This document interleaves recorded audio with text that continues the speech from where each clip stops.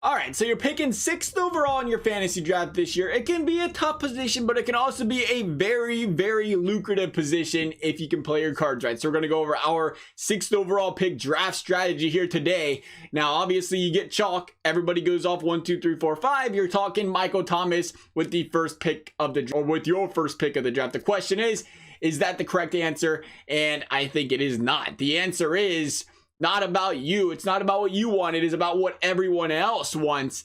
And everyone else wants a running back within the first 2 rounds typically. That being said, the 7th, 8th, 9th, and 10th round or 10th overall picks could go wide receiver in the first round. Very possible, but they're probably going to go running back in the 2nd round, which means by the time you pick again, there will be 9 running backs off the board. We're talking the top 5, obviously. Then you throw in Dalvin Cook, you throw in Hilaire, you throw in Joe Mixon, and you throw in Nick Chubb. And then once you get past Nick Chubb, personally, it's a personal preference here. Not a big fan of a lot of the running backs as far as being those stout, guaranteed number 1 guys, besides maybe Miles Sanders. I think he's got a lot of upside potential here, but that's a risk. That is a risk, hoping Miles Sanders is still there on your next turnaround in the draft. For that reason, I think you look and say, look at all the wide receivers out there in the 2nd round, and you must go running back in round number 1. We look wide out round number 2, and I'm looking at Dalvin Cook. Again, it is so important to find a running back in a system where you know they're going to flourish.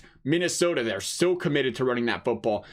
Tennessee, same story. Derrick Henry, they are as committed gets to running the football, and I absolutely love taking guys like that as opposed to, a guy like Joe Mixon. He could slide in the 2nd round, but do I feel as confident with a guy like Joe Mixon as I do with a guy like Dalvin Cook as opposed to some of these 2nd round running backs? Not a chance. I love Mixon, great potential, but the Bengals offense hasn't proved anything, right? They haven't proved anything. Nick Chubb, you can get on the same road. Nick Chubb, love him. Phenomenal running back, but they had this guy by the name of Kareem Hunt who's been getting more and more involved in that offense. That's a concern. You want to get these clear-cut number 1s, and Dalvin Cook's that guy. Derrick Henry's that guy. Again, we'll see what slides here. We got 2 picks. We are going to see either Zeke's off the board, so we're going to get Henry or Cook, and we've seen this in a lot of drafts so far. Henry or Cook, typically one of the 2 will slide to that 6th spot. In this case, it is Dalvin Cook. More than happy to take him. This guy's got some phenomenal upside this year. I cannot express it enough. If he can stay healthy, how well he can play. I mean, the guy's been getting more involved in a passing game, and he's a great running back. Love taking Dalvin Cook here. So we look 2nd round now, and we're looking for a wide receiver. I think it's an absolute must to get a wide out 1 here in the 2nd round.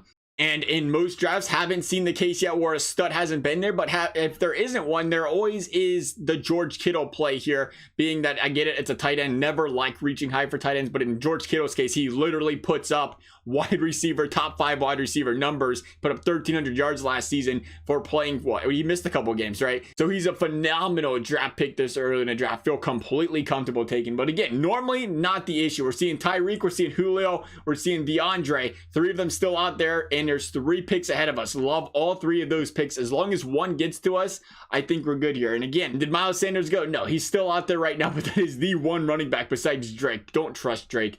I don't trust him personally. You can trust him. Take a chance. Not a fan of him.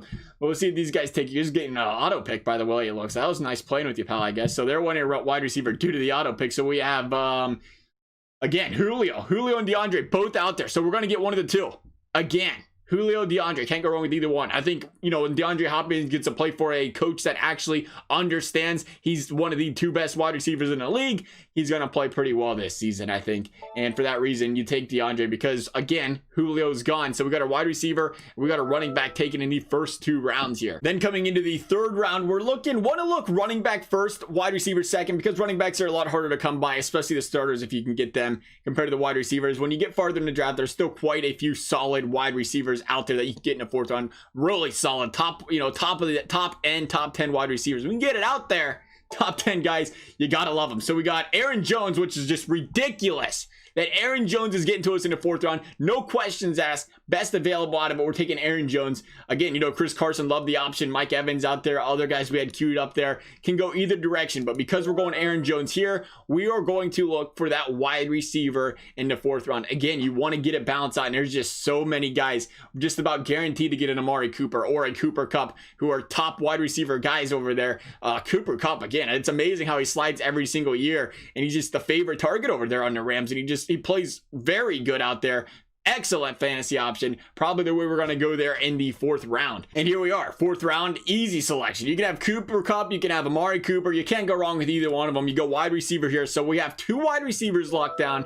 We have 2 running backs locked down. The 5th round's where things get interesting because ideally, for me personally, I like to get that 5th or that backup running back here. Not like a backup, but a legitimate bona fide running back because you can then play the matchups where you can, you know, or in the event where one of your running backs gets injured, which you don't want to have that ruin a season. You can't get the waiver wire order or it's not in your favor where you can go out and pick up his backup. So you got that backup running back that is a bona fide running back like the Le'Veon Bells, like the Leonard Fournettes of the world. Leonard Fournette down there could be a real steal at this part in the draft. But if that's not out there, then you go and look, again, we'll play the best available game from a wide receiver standpoint. I think you can still wait. We're going to wait on tight end. I love the QB situation if it's Kyler Murray and Kyler Murray only. I think that guy's got a Lamar Jackson type of upside. Usually want to wait until later, you know, 7th, 8th, 9th round and take that QB. But Kyler Murray may be the one exception if he slides to the 5th round and you're looking for a quarterback. Otherwise, you're just talking best available. You're talking best available wide receiver, running back. Like to wait on that tight end. There's just too much later in the draft. So we're going wide receiver, running back here in the 5th round if we can. And perfect. Leonard Fournette's gonna fall. Leonard Fournette gets the bad rep for some reason, it seems like. But this guy was getting involved in a pass game last year a lot. Got involved in a run game as well. And you cannot be upset about a Leonard Fournette here. As much as it'd be nice to have a Kyler Murray, I think you wait this out this round to get that backup running back to make sure it's confirmed there. And maybe a guy like Murray slides to the 6th. And if he doesn't, hey, whatever, no big deal. But I do think, you know, there's just too many good quarterbacks out there later in the draft that you can pass up on or pick up guys. You know, even Aaron Rodgers is a couple rounds later. In this case, Kyler Murray's still out there. I love the pick in the 6th round. But for the sake of this team and the draft, I think it's best we look wide receiver here. And we pick up the 3rd one on the team here. And we're going to go Devontae Parker for our current wide receiver. Again, just a mock draft here, grabbing a guy. Get that 3rd wide receiver. Again, it's where the draft becomes important here. How comfortable do you feel about drafting your 3rd wide receiver later in the draft? Typically, you can get one later here and, you know, at the very least get some depth. I think Will Fuller's got a lot of depth there, right? James White for another running back option. Darren Waller, that's the guy we're going to be looking at next. I think at this point in the draft, you can start considering tight ends with that 7th round pick. Again, tight end / quarterback. Tight end / quarterback for Kyler Murray. There's no way you can pass him up in the 7th straight or in the 7th round. You have to take him there. You could have taken him in the 6th. It really depends. Every draft's going to be different. I cannot stress that enough. You look at the ideal draft layout: running back, wide receiver in the first 4 rounds, and then round 5 you go backup running back and or wide receiver 3 if there's a stud out there, and then in the 6th round it becomes more of a, again, whatever you did not take before and or QB.